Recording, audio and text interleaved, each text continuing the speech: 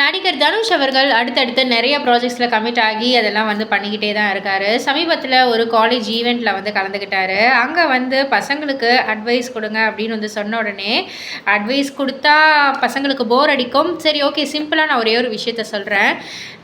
School படிக்கும் போல வந்து நம்ம காலேஜ் எப்படா போவோம், நம்ம கட்டடிக்கலாம், சுற்றலாம், ஃப்ரீயாக என்ஜாய் பண்ணலாம் அப்படின்னு வந்து நினைப்போம்.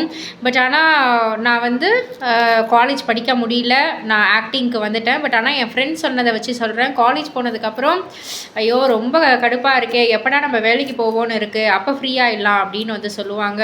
பட் ஆனால் ஒன்ஸ் நம்ம லைஃப்குள்ளே வந்து என்ட்ரு ஆகிட்டோம் அப்படின்னா அப்போ தான் நமக்கு வந்து புரியும், நம்மளுடைய வாழ்க்கையிலேயே பியூட்டிஃபுல்லான ஒரு ஃபேஸ் ஆஃப் லைஃப்னால் வந்து அது ஸ்கூல் அண்ட் காலேஜ் டேஸ் தான் அப்படின்னு சொல்லிட்டு எல்லாருமே கோ த்ரூ இட் அப்படின்னு வந்து சொல்லுவாங்க. ஆனால் நீங்கள் லிவ் த்ரூ இட் அப்படின்ற மாதிரி வந்து சந்தோஷமாக வாழுங்க. இந்த ஸ்கூல் லைஃப், காலேஜ் லைஃப் வந்து திரும்ப கிடைக்கவே கிடைக்காது. எப்போவுமே வந்து நம்ம வந்து இந்த அளவுக்கு ஃப்ரீயாக இருக்கவே முடியாது. ஸோ இந்த ஒரு ஃபேஸ் ஆஃப் லைஃப் தான் ரொம்ப ரொம்ப என்ஜாய் பண்ண வேண்டியது. ஸோ அதை நல்லாவே என்ஜாய் பண்ணுங்க அப்படின்ற மாதிரி சொல்லியிருந்தாங்க. அண்ட் வாழ்க்கையில் வந்து நம்ம கடைப்பிடிக்க வேண்டியது ரெண்டே விஷயம். ஒன்று மெடிடேஷன், இன்னொன்று மேனிஃபெஸ்டேஷன். மெடிடேஷன் நம்மளை வந்து ஒரு உயரத்துக்கு கூட்டிகிட்டு போகும், நம்ம வாழ்க்கையில் எட்ட முடியாத ஒரு உயரத்துக்கு கூட்டிகிட்டு போகும்.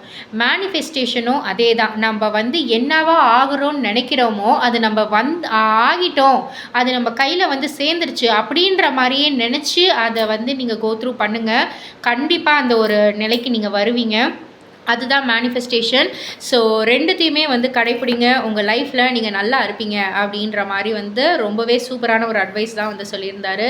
ஸோ இதை பற்றி நீங்கள் என்ன நினைக்கிறீங்க, உங்களுடைய கருத்து என்ன அப்படின்றத கீழே உள்ள கமெண்ட் பாக்ஸில் குறிப்பிட்டு சொல்லுங்கள். மறக்காமல் சேனலை சப்ஸ்கிரைப் பண்ணி பக்கத்தில் உள்ள பெல் ஐக்கானை கிளிக் பண்ணிவிடுங்க.